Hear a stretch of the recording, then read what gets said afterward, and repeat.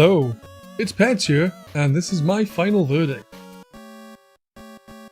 Well, it's been a while since I played Sonic Boom, and here we have the more recent game I played in the Sonic franchise, which is called Sonic Lost World. No, I didn't want to jump. You grab onto that ledge, you dick.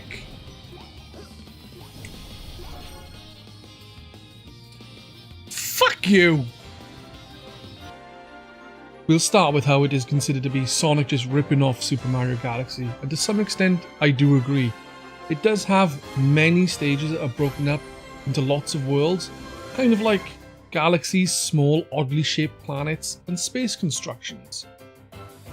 Though, at the same time, there's levels that aren't like that, or are, but are much bigger in size, so don't feel that way. Obviously that isn't the only comparison to make. The bosses are on smaller spherical planets, similar to Galaxy. The springs act like star launchers from Galaxy, so it's completely understandable that people are saying it's Sonic Galaxy, as it has lifted a fair bit, but it does also do things differently. As I said, the planets tend to be long. Because of Sonic and his speed, smaller planets wouldn't be suited to the gameplay. There are also levels that just play like normal levels without the planet-like system at all. Or at least, it's minimal. Anyone fancy an Oreo? You also have a mixture of 3D and 2D gameplay. For example, the desert levels have a large, flat, sandy outside area for the most part. But when you enter some kind of temple, you end up playing in a two-dimensional plane. In these sections, there's a lot more verticality to the levels as Sonic tries to reach the top of said temples.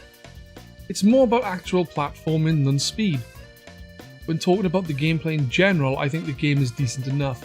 It doesn't do anything particularly special or new, but I do think that lifting from Galaxy was of its benefit, because the game has sections that are split up and split up well.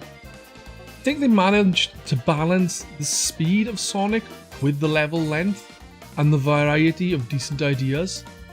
Another thing that's nice to see is the massive amounts of colour. It's a lovely looking game, and while playing Sonic Boom and Sonic 06, they did have some nice areas at points.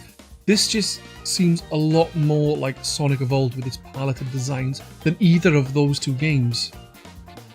Even proper badniks are here in full force and not the crappy generic robots. Unfortunately, you then have the Deadly Six. They are a group of Zeti. I don't know what the Zeni are, but they are them. They all have powers and seem to be trying to wipe out the world, which will make them more powerful. Eggman is also in this and is in charge of the Jetty for a small period of time, and then he teams up with Sonic and Tails to save the world. Honestly, I think this was a step in the right direction for Sonic to go.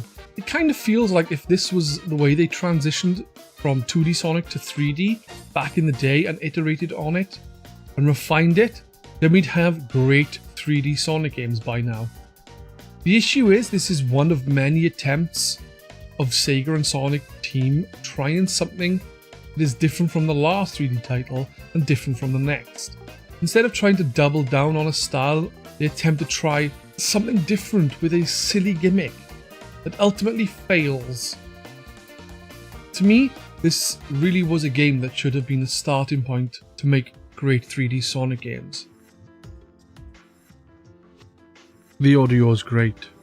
Sound effects are clear and distinct, which is handy when there's several things going on, or enemies are rumbling in the ground ready to pop out and, kill you.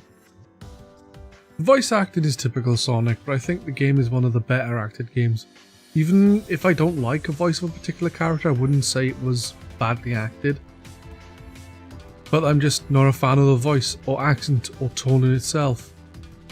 With this, Eggman is, as usual, the best of the voiceovers. Mike Pollock has got Eggman down to a T. He can sound menacing when needed, but his voice really suits how immature Eggman can be, and his delivery for little jokes is also spot on. The music in this is generally really good.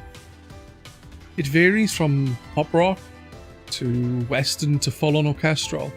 Some of the tracks sound like they've been lifted from a Mario game, I don't mean they've been ripped directly from Galaxy with a few notes rearranged.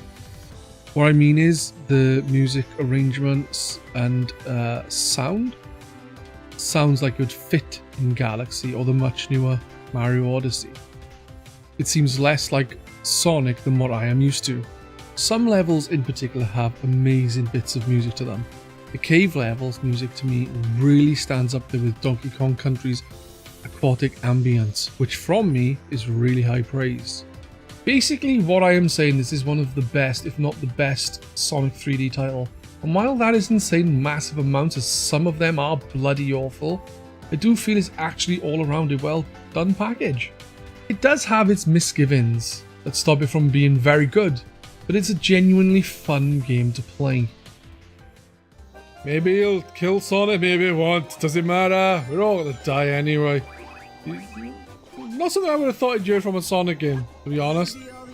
Scoring this is actually quite hard for me, as it's a really enjoyable game, but it does have some of the faults of the other 3D titles, and I do find the SETI annoying. But I'm going to give it 7 Pugsleys out of 10. If you enjoyed this video, please like and subscribe.